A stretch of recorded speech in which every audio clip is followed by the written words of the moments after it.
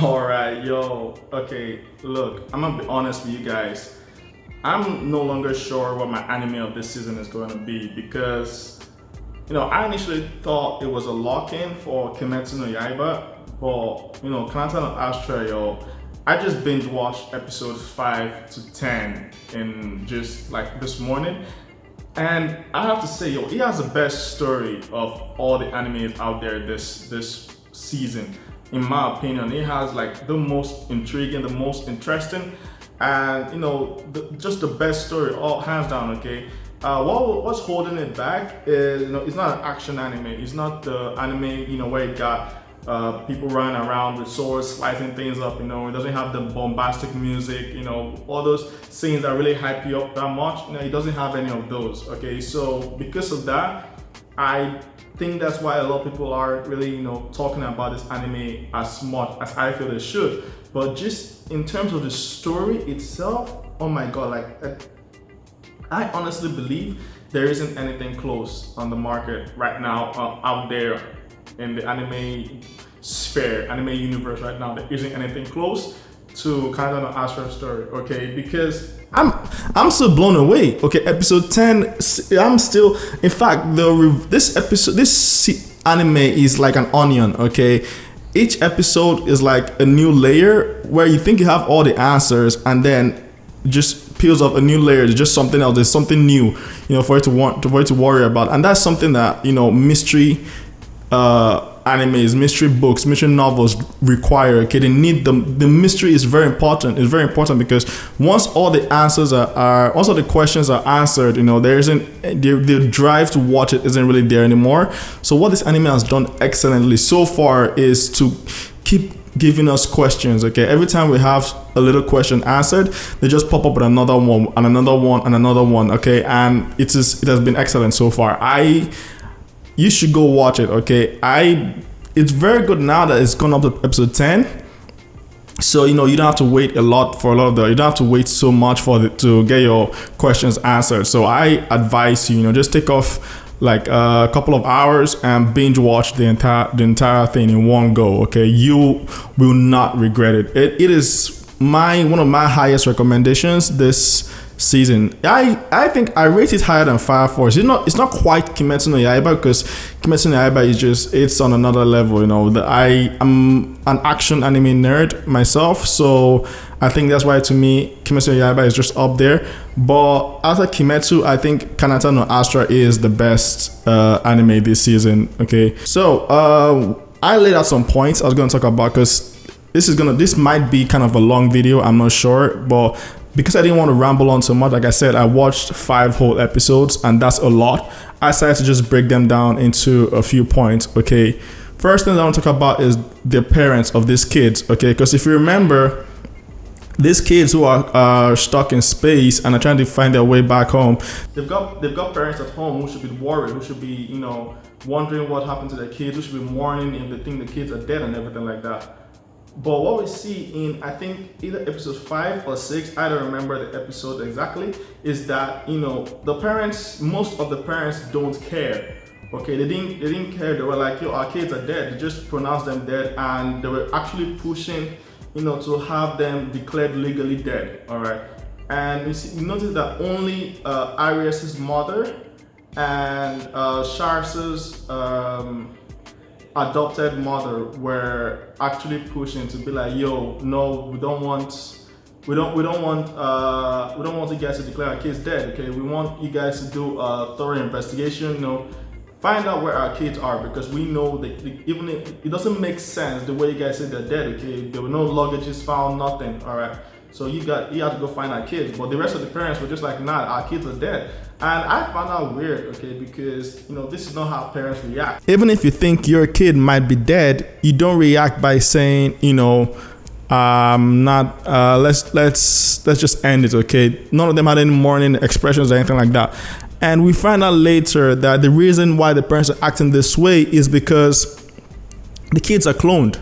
Every single one of them, okay? They're clones of other people, rich people who were using them for basically, either backup or transfer their knowledge, kind of like immortality in a way. So they're going to transfer their knowledge, their memories and everything into these kids when they reach a certain age, and they were just training them,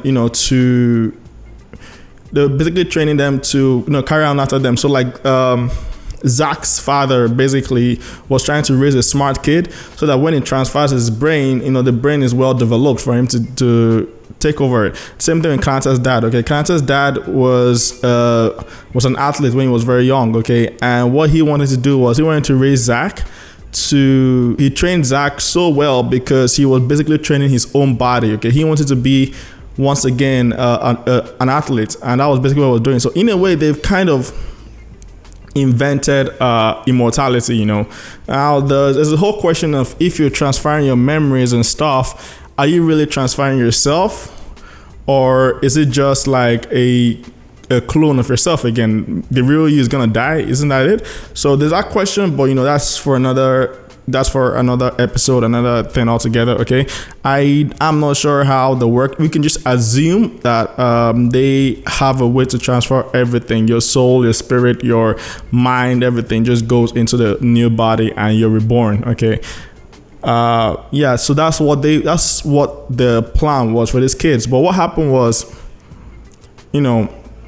I think Ugar's brother was a freelance journalist, okay, and he was looking into Luca's dad, okay, and what we find out is that Luca's dad ended up dead, okay. They found him they claim he jumped off a building and died, but that's not what happened. Where everyone knows he was killed. But what I find out is the reason why he was actually killed wasn't, he actually thought that it was because Luca's dad was doing all this illegal campaign funds and stuff, but I think he stumbled upon the fact that all the kids were clones, all right, and so they killed him to silence him, all right. And now what that means is that because of that, they went to get rid of all the evidence, okay. So because Ugar's brother came so close to the truth, they probably went into panic mode, okay. They were like, we have to get rid of the kids, get rid of all the evidence that we did any of this. And so what they did was they couldn't kill the kids on Earth. Okay, some of you might be like, why not just kill the kids on Earth? They couldn't do that because they couldn't risk any corpses. And the reason for that is there's this law passed in their world called like a genome act, something like that.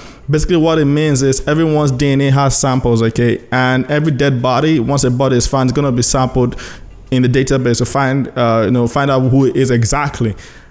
And why they stopped that is because these kids are exactly clones of them, if the kids are killed and their corpses are found, once they do the DNA check, they're gonna find out that these kids are exactly clones of their adult versions. Okay, so yeah, that was the reason why they had to get rid of the kids, but they couldn't just do it anyhow. They had to get rid of them in space. So that's why the whole space thing happened, right? They had to take the kids to kill them off in space. Now, the question was, where did they get this technology from? The whole thing that just transported them halfway across the universe, the world, okay, like 5,000 light years away. How did they manage to do that? Now, we learned that.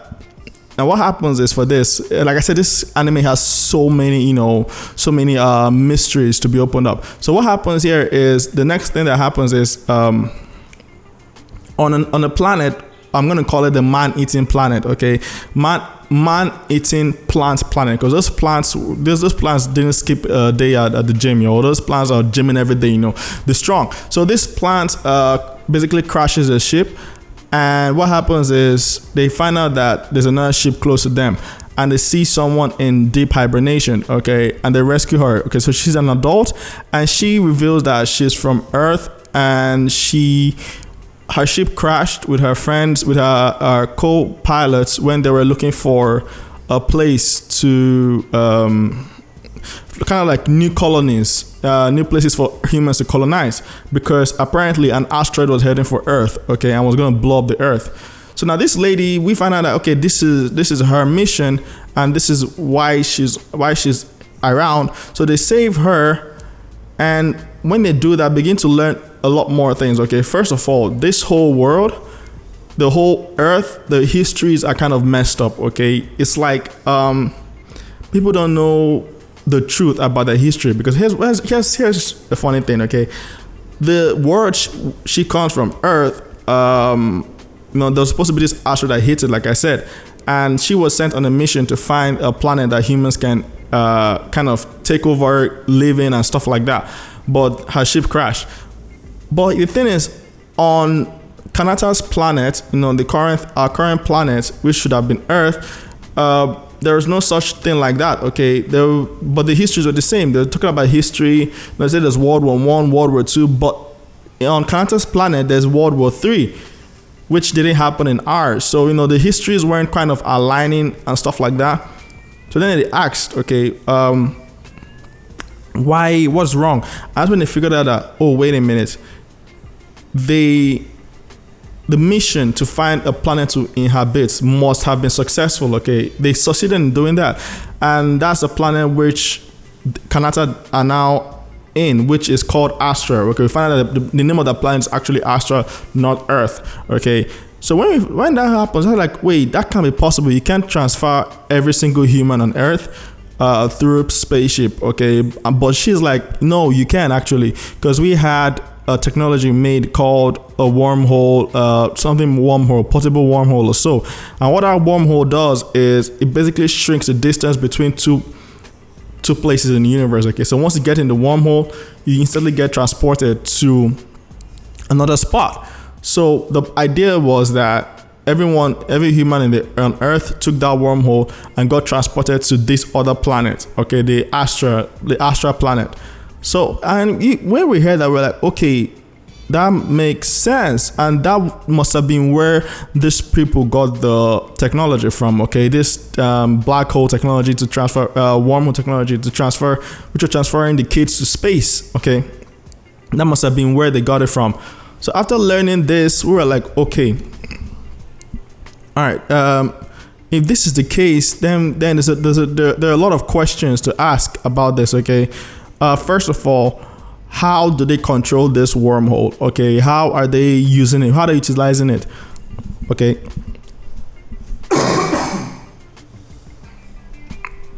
Yeah. How are they utilizing these wormholes? And is there any way to, destroy it or find out who is using it against them? And we find out later that yes, there is a way, because these wormholes are actually portable. Like, you can take them along with you in your pocket, funny enough. And this is what the Traitor was using against them, and to try and kill them one by one, because he didn't want to kill all of them. He wanted to kill them off one by one and then probably go back home. Okay. And this leads us to the final episode, which the Traitor was finally revealed, and we find out that the Traitor all along was Shars. Okay, and when I found this out, I was shocked. There was a whole elaborate plan, okay, from Kanata to kind of find out who he was, and he finally figured out it was Shars, and they caught him in the act and everything. But what threw me off was there's this question of why would Shars do this? Why did he do this? Okay, and after thinking about it for a while, I think I know the reason, okay? And I think it's tied to Aries, okay? I believe that Aries, okay, before I let me get into Shars' story, okay? A while ago, there's a time when they suspected Shars because they figured out that Shars hadn't told them anything about his past. So he tells them, okay, I was a noble man from the kingdom of Zyx. So Zyx is basically the only place in the entire world, Astra that is, that still allows royal living, okay, royal birth, nobles and commoners and all that bullshit, okay. So that's the only place in the world that allows that stuff. So what Shars does is he takes this world. He in this noble place where they're living, okay. Nobles are not allowed to mingle with commoners. Commoners are not allowed to go into the noble side of the town, okay? And nobles are expected to stay in their noble lane. They're not expected to go into the commoners side of the town. But Shar says he was kind of a rebel, and he had this friend called Arius who was a commoner. Okay, so he took her to play. Usually in the commoner side, but one day she wanted to see the noble zoo, okay, where all the animals are and everything, and he took her with him, okay, to the noble side so they can go see the zoo. But what happens is a guard kind of accidentally knocks her off. A guard catches her in the act, and in the process of trying to apprehend her, accidentally knocks her off a bridge, and she faints. And then he says that one day the family took Arius away, and he never knew where she was without telling him, okay. And he says that because of that, he left his parents, he cut all ties to his family and left, okay. But then now when we find out he's a traitor, he reveals that he's actually the prince of Vix, of that place, okay. And not just the prince, but he reveals that he always knew that he was a clone, unlike the rest of them who are in the dark. He always knew that he was a clone. And when he said that, it just brought to me two things, okay. One, he has the means to make a clone, okay, because he's a prince. He has the cash. He can make a clone if he wants to. And two, Sarah, which is the name of the girl he actually hung out with, when they only showed Sarah's face well in one shot, and that was when she fell off the bridge. And in that shot, if you look at that face, it looks an awful lot like Arius, okay? And that got me thinking, okay, if you've read any of my novels, I like to play around with anagrams for people's names. So I immediately looked at Sarah, and I didn't even need to do anything. All I just did, Sarah backwards is Arius, okay? You cannot convince me that's a coincidence, okay? There is no way in this world that is a coincidence. So what I think actually happened is this dude was a prince. I think his story is true, okay, but he embellished it a little, okay? What I think happened is Arius was Sarah was his friend, really.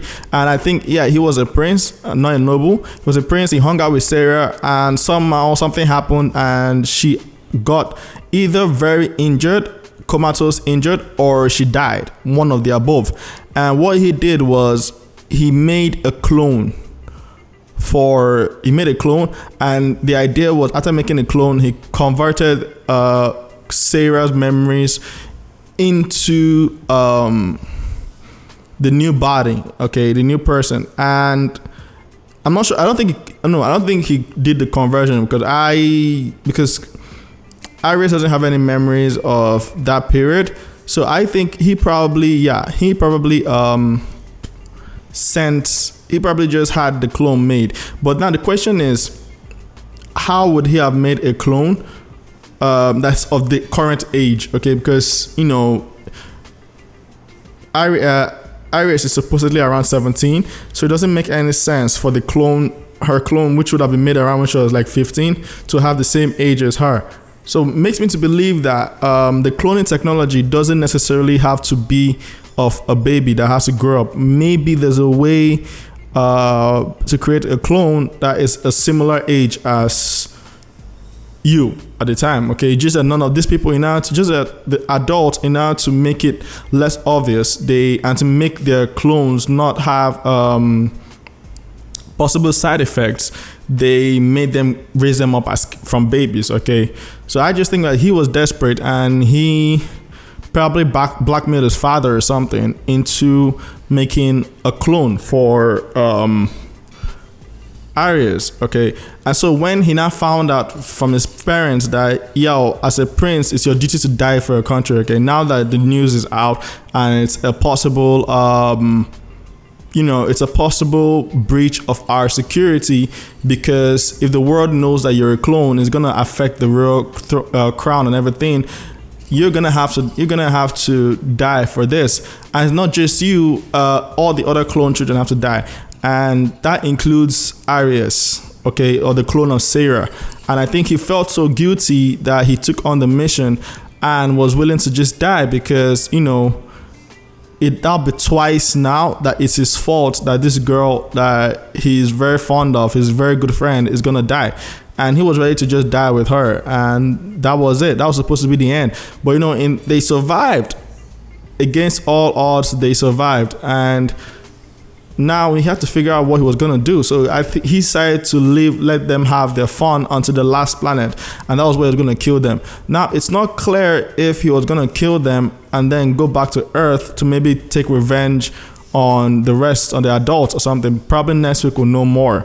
Okay, but the fact is that I think he really, really cared for Iris and Sarah. He really did. And it showed a lot because throughout their trip, he was always doting on Iris. Not in a lovey kind of way, but he was always doting on her, taking care of her, making sure she was good. And I think that's probably the reason why. It was guilt, okay? Because she is a clone of Sarah. Now the question is if the memories were transferred from Sarah, or if she's just a clone that hasn't yet had the memories transferred. Yeah, that's the question. Okay, and I just think that is just sad. Okay, if that's the case, that is sad, and it also just shows you how the adults mess these kids up. Okay, because all of them are victims of adults in their lives. Every single one of them. Yunhwa's mom was a right B, okay? She made her life a living hell. Kanata's dad was pushing his unfulfilled dreams on him and wanted to build this kid so that he can take over the body in the future. Quiter's parents and Quiter and Funi's mother, that woman was just the worst, okay? She didn't take care of her kid. She made it hard the servants take care of them, didn't show them any motherly love. Uger's dad actually said, I wish it was you that died when, the son died. So I'm just like, every kid in there is messed up in one way or another. Charles is no different. And they're just victims of basically the worst kind of parents in the world. And I'm hoping that Charles gets redeemed somehow, because I don't know, man. I don't know if it's possible at this point, but I just hope he does, because he's a very nice dude, okay? Overall, he's a very nice dude. I think it's just the hands that he was played, the place he was born and all of that. It messed him up, okay? And yeah, that's it for me. I really think you should go watch this anime, okay? I think it's one of the best out there right now. So yeah, go watch it. And let me know what you think in the comments below. Let me know your thoughts. Did you enjoy it? Did you not? Do you think Charles is redeemable or not? Okay, do you agree with my theory that Aries is Sarah? And if you read the manga, please do not spoil. Okay, I'm not reading that stuff because I want to enjoy this to the last. Okay, so yeah, this is it for me. Let me know your thoughts in the comments below. Remember to hit that subscribe button. Remember to smash the notification bell so you know when a new video is coming out. If you want to read my novels, I'm a writer. Like I said, I write on Wattpad at username Renaway_K. You can join my Discord to come chat with me sometimes, and all my links will be in the description. You can just go find them over there. All right. That's it for me. I'll be going now, and if you enjoyed this video, want to see more, remember to check every day for a new video from me. This is Ren signing out. Bye. That was terrible.